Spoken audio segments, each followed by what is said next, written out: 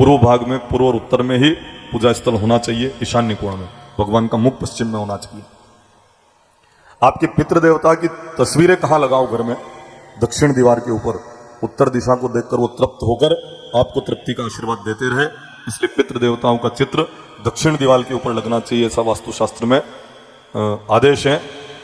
जिनके मकान में एक से अधिक दरवाजे लाइन से हो, वहां पर प्रशासनिक उलझन है, पुलिस केस हो सकता है, प्रॉपर्टी में घाटा जा सकता है। एक दरवाजा और सामने दूसरा दरवाजा, वहां पर ये परेशानी आती है।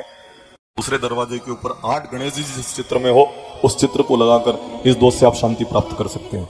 ईशान्य कोण में सीढ़ी बन गई है, तो बच्चे बहुत मेहनत करेंगे, फिर परीक्षा हॉल में जाकर प्रश्नों के उत्तर भूल जाते हैं। प्रतियोगी परीक्षा में बच्चे 1-2 नंबर से रह जाते हैं अगर ईशान्य कोण में सीढ़ी बन गई। उसके लिए क्या करें? तोड़फोड़ नहीं कर पा रहे हैं तो इस कोने में कांच ऐसा लगाएं कि उस सीढ़ी का प्रतिबिंब उस कांच में दिखाई दे, तो 90% आपके ईशान्य कोण की सीढ़ी के वास्तु दोष का समाधान हो जाता है। 90%। पूर्व और उत्तर में अगर शौचालय बन गया है तो आय से अधिक खर्च होकर कर्ज बढ़ने की संभावना है। उसके लिए क्या करें? अगर आय से अधिक खर्च होकर कर्ज बढ़ रहा है तो आपको प्लेट में नमक भरकर, डल्लियों वाला नमक भरकर रख देना है। 3-3 महीने में उस नमक को बदलते रहना है। नकारात्मक ऊर्जा को नमक सोख लेगा और कर्ज जो होने वाली समस्या है उसका समाधान इस नमक से हो जाएगा। साथ ही अगर आपके नैऋत्य कोण में खड्डा है, बहुत ध्यान से सुनना, दक्षिण पश्चिम के कोने में खड्डा है, ट्यूबवेल है, सेप्टिक टैंक है, वाटर टैंक है, कुई है या ट्यूबवेल है, वहां पर पुरुष गंभीर बीमारी से ग्रसित रहते हैं। बड़ी बीमारी पुरुष को हो सकती है या पुरुष की अकाल मृत्यु हो सकती है, एक्सीडेंट हो सकता है, पुरुषों के ऊपर भार बना रहता है अगर नैऋत्य कोण में खड्डा हो।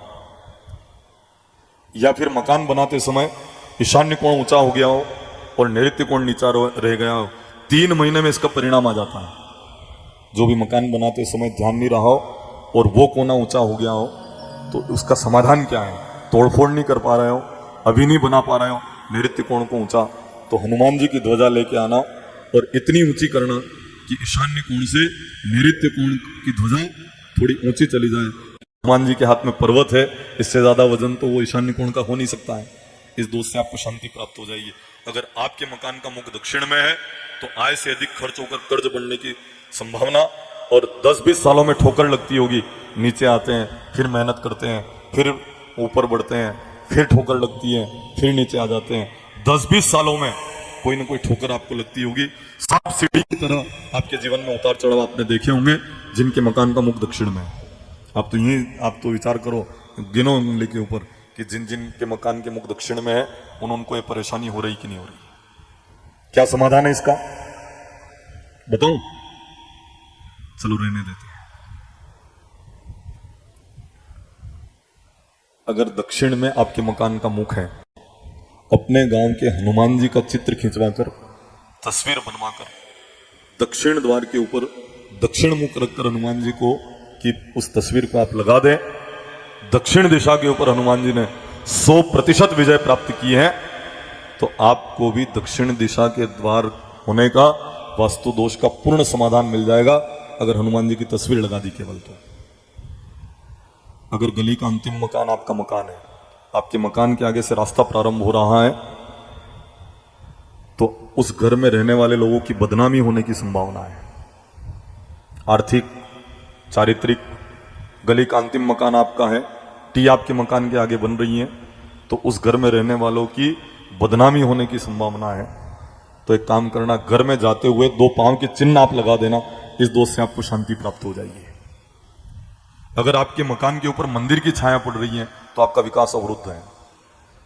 देखो जिन जिन के मकान के ऊपर मंदिर की छाया पड़ रही है, विकास अवरुद्ध है कि नहीं है। क्या करना चाहिए उसके लिए? मंदिर के आश्रय में तो रहना है, पर मंदिर के पास रहने वाले लोगों का मन होना चाहिए। हमारे घर के आगे गाड़ी खड़ी मत करो, तो भगवान के भक्तों का अपमान हुआ, इसलिए वो लोग दुखी रहते हैं। कोई भी भगत आए तो जल की व्यवस्था करो, मंदिर के पास रह रहे हो। अब मंदिर के दीवार पे खील ठोक कर कपड़े सूखते दे रहे हो, तो विकास अवरुद्ध होगा कि नहीं होगा? भाई मंदिर के अदब को रखो, मंदिर की मर्यादा को रखो। जिस मंदिर की छाया आपके मकान के ऊपर पड़ रही है उसका समाधान क्या है, सुनिए आप। उस मंदिर के भगवान की तस्वीर खिंचवा कर अपने पूजा स्थल में आप लगा दो, 100% आपके मंदिर की छाया को अगर दोष मानते तो उसका समाधान हो जाएगा। अगर पीपल को काटा हो तो घर छोड़ना पड़ा होगा या छोड़ने की तैयारी चल रही होगी। जिन्होंने पीपल काटा हमें 4 पुछवारी की हालत हुई है, क्योंकि पीपल काटना मतलब पितृ देवताओं के ऊपर कुल्हाड़ी चलाने के बराबर माना जाता है। जिन्होंने चलाया हो और पीपल को अकारण काट दिया हो, बड़ी परेशानी झेल रहे होंगे वो लोग जिन्होंने पीपल काटा हो। वटवृक्ष अगर काट दिया हो तो किसी दिव्यांग बालक का जन्म आपके कुल में होगा।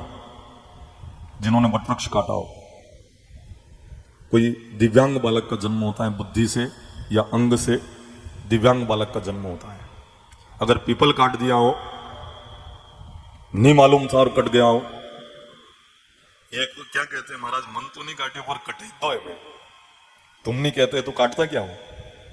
अगर पीपल काटा हो तो 21 पीपल के पेड़ सार्वजनिक स्थल के ऊपर लगाकर अश्वत्थ स्तोत्र का पाठ किया करें, जरूर भगवान अश्वत्थ की कृपा प्राप्त कर लेंगे। अगर वटवृक्ष काट दिया, 21 वटवृक्ष के पेड़ लगाना, गोविंद दामोदर स्तोत्र का पाठ करना। नीम का पेड़ जिस किसी ने काटा हो अकारण, बिना कारण के, तो उसको सूर्य भगवान का अभिशाप और साथ ही देवनारायण भगवान की नाराजगी झेलना पड़ेगी। जिन्होंने नीम काटा हो, एक आपको निशान बता रहा हूं, जिन्होंने नीम का पेड़ काटा हो, इतने इतने से बड़े सांप उनके घर में निकलते होंगे। नीम काटने वाले सुनना, उनको छोड़ के आओ, महीना 2 महीना में फिर एक सांप निकलता है, उसको छोड़ के आओ, 2-3 महीने में फिर निकल जाता है।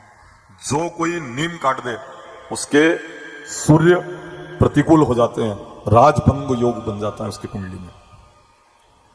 क्योंकि सूर्य का प्रतिनिधित्व धरती के ऊपर नीम करता है।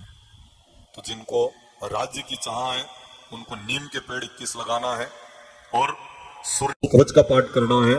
और हनुमान जी नाराज हो जाते हैं, क्योंकि हनुमान जी के गुरु है सूर्यदेव, और आपके अपने यहाँ जो हनुमान जी है ना, नीम भी सामने और पीपल भी सामने, मतलब ये गुरु भक्त हनुमान जी भी है और राम भक्त हनुमान जी भी है, दोनों एक साथ उगे हुए हैं और अपने आप उगे हुए हैं, किसी के लगाए हुए नहीं है। मतलब ये बहुत सिद्ध चमत्कारी हनुमान जी का स्थान है। अगर इमली अकारण काट दियो तो कोई महिला ढूंढती होगी परिवार में। इमली अकारण काट दियो, इमली के नीचे वाले देवता के वहां अपराध हो गया हो, तो इसका समाधान मैं बता रहा हूं। आप सांवरिया सेठ जाना और वहां इमली स्थल है ना, वहां कच्चा सूट बांध के आ जाना, तो आपके उस इमली को काटने का दोष है उसका समाधान हो जाएगा, क्योंकि इमली स्थल वहां पर है। और वास्तु की चर्चाएं हैं, जो मुख्य मुख्य बातें थी मैंने आपके समक्ष की है। आपके जीवन को सफल करने के लिए घर के मुखिया को नैऋत्य कोण में सुलाना, दक्षिण और पश्चिम में माथा रखकर सोना चाहिए। अंते च उत्तरे सिरे, मरने पर उत्तर में माथा रखते हैं, और बाहर गांव पश्चिम में माथा रखकर सो सकते हो, पर जब भी घर में सो तो दक्षिण और पूर्व में माथा रखकर सोना चाहिए। नैऋत्य कोण में घर के मुखिया को सुलाना, क्योंकि ये कोण में जो सोते हैं ब्रह्मांड की ऊर्जा को ज्यादा सोखते हैं। भारत के नैऋत्य कोण में गुजरात है, गुजरात को कतरो प्रभाव भारत के ऊपर है, कतरो प्रभाव है गुजरात को है? नहीं है। मुझे बताओ ये डोंगरे बाबा कहां के थे, मुरारी बापू कहां के, रमेश भाई ओझा कहां के, शिवमाला वाले, ये अपने नरसिंह मेहता कहां के, जूनागढ़ गुजरात। सरदार वल्लभ भाई पटेल कहां के, गुजरात। ये महात्मा गांधी कहां के, गुजरात। अब सोच रहे होंगे महाराज यहां भी आवेगा, नहीं, वर्तमान परिदृश्य को भी इंगित करेंगे, पर वास्तव में ब्रह्मांड की ऊर्जा को ये नैऋत्य कोण सोखता है, इसलिए गुजरात का प्रभाव भारत के ऊपर ज्यादा है। ये अडानी ग्रुप कहां का है, अंबानी ग्रुप कहां का है, गुजरात। फाइनेंशियली अगर आप देखो तो वास्तव में घर के मुखिया को इस कोने में सुलाना, तो जो भी इस कोने में सोता है उसका प्रभाव उस घर के ऊपर रहता है। इसी के साथ आज की कथा का हम रात्रिकालीन विराम लेते हैं। आप अपने चित्त के विक्षेप को नष्ट करें, पुनः समय के ऊपर पधारें, कथा सुने, जीवन में उतारें और अपने इस मानव करें।